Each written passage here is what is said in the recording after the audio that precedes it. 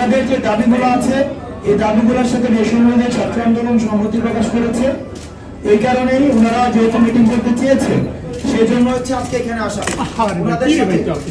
এখন আমরা সরকার পক্ষের যারা আছেন তারা আমাদের কাছে কি সাড়া দিচ্ছেন না দিচ্ছেন সেটা আমরা পর্যবেক্ষণ করছি, আমরা আমাদের সাথে আছি।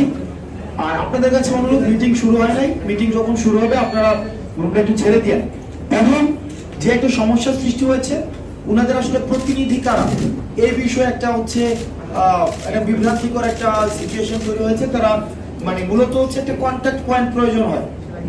মানে দেখা যাচ্ছে যে আমি যদি একজন পক্ষ থেকে এক কথা, আরেকজন পক্ষ থেকে আরেক কথা, আরেকজন পক্ষ থেকে আরেক কথা, তাহলে কিন্তু আমাদের একটু সমস্যা হয়ে যায়।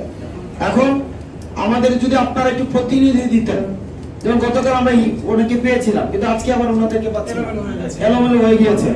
এখন ধরেন আপনারা তো আহত সবাই, আমাদের তো একটাই পরিচয় আহত, আপনাদের ত্যাগ হচ্ছে সবচেয়ে বেশি, আপনাদের ত্যাগ অপূরণীয় ত্যাগ। এই ত্যাগের সাথে কোনো কিছুর তুলনা চলে না। এবং আপনারা এই জাতিকে চিরদিনের জন্য ঋণী করে দিয়েছেন এবং মৃত্যু পর্যন্ত এই পরবর্তী 24 পরবর্তী বাংলাদেশের অস্তিত্ব যতদিন থাকবে এই ড্রাইভার আপনাদের যে দায়িত্বশীল, আপনাদের প্রতি যে দায়িত্ববোধ রাষ্ট্রের তৈরি হয়েছে এই দায়িত্ববোধের কিন্তু কোনো শেষ নেই। এখন এটা যেটা আলোচনা হবে, গতকাল এই যে এখানে আসছে হাসান মাহমুদ আসছে, তো এরকম তোমাদের আসলে কি আমরা এখানে একটা বিভ্রান্তির মধ্যে পড়ে গিয়েছি? তাদের প্রতি যে আমাদের দায়িত্ব, এই দায়িত্ব যেন আমরা পূর্ণাঙ্গভাবে পালন করতে পারি। কারণ এই সরকারের যে দীর্ঘমেয়াদী আহতদের সাথে করছে এটা কোনোভাবে মেনে নেওয়া হবে না। এটা এক ধরনের হতকারী আহতদের সাথে, আহতরা এখন মিটিং করতে আসছে মন্ত্রণালয়, এটা এক ধরনের আমাদের একটু লজ্জা হওয়া উচিত। এই সরকারের জন্য এটা লজ্জা।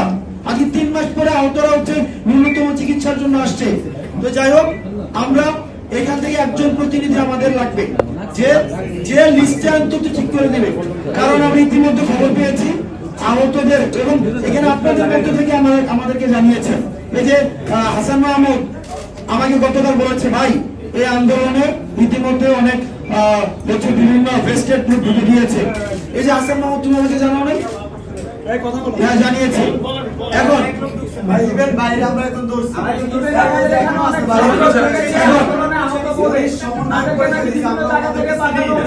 আপনারা যারা এখানে মিটিং করতে আসবেন, আপনারা প্রতিনিধিত্ব আমাকে নিয়ে আসছেন, আমি আসতে চাই নাই।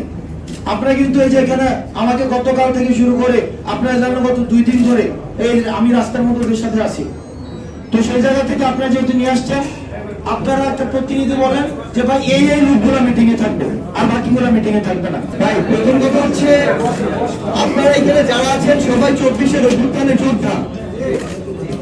সবচেয়ে বড় কথাটা হচ্ছে যে এইখানে মানে আমরা আমাদের যুদ্ধটা কত সুসংগঠিত ভাবে করেছি, সামনে কত সুসংগঠিত ভাবে করতে পারবো এইটা আজকে এখানে বোঝা যাবে। আসলে কোন জায়গাটা থেকে আমরা যারা মানে আমাদের অঙ্গ হারিয়েছি, রক্ত দিয়েছি, জীবন দেওয়ার জন্য প্রস্তুত ছিলাম, আমাদের ভিতরে যদি আমরা ডিভাইডেশন ক্রিয়েট করি, এটা শুধু আপনারা যারা আছেন তারা না, আমরা যারা আছি আমাদের জন্য এটা বিশাল বড় একটা কষ্টের কারণ হবে। এই জায়গায় সবচেয়ে গুরুত্বপূর্ণ যে জিনিসটা সেটা হইতেছে যে আপনাদের জায়গা থেকে আপনাদের এই ডিসিশন একত্রিত হয়ে আসতে হবে, কাউকে আলাদা করে না।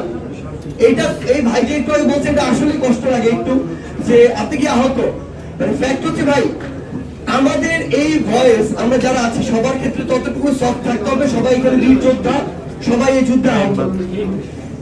এইখানে নিজেদের মধ্যে এরকম ভাগ করার ক্যাটাগরি করার কিছু নাই। ফোটা রক্ত দিচ্ছে উনি আমার এই যুদ্ধের যোদ্ধা, যেটা গুরুত্বপূর্ণ ভাই।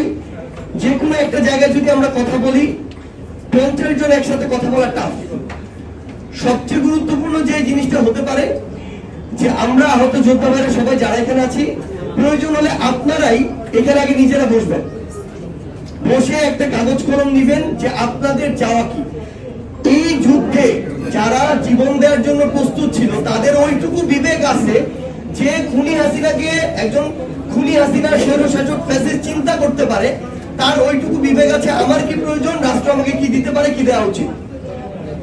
আপনারা নিজেরা বসে আগে এটা ঠিক করেন যে আমরা এই জিনিসগুলো আমাদের জন্য চাই, এটা আমাদের জন্য এই মুহূর্তে খুব বেশি জরুরি।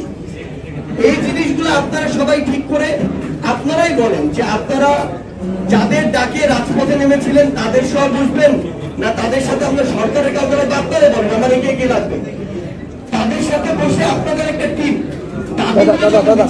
ছিলেন 100 জন আছে, তাহলে দাবিগুলো তো 100 জনের 3 জন বা 5 জন এসে ওই দাবিগুলো প্রেজেন্ট করেন, আমাদের এইগুলো লাগবে এত দিনের মধ্যে প্রয়োজন, তাহলে তো সমস্যা শেষ হয়ে যায়।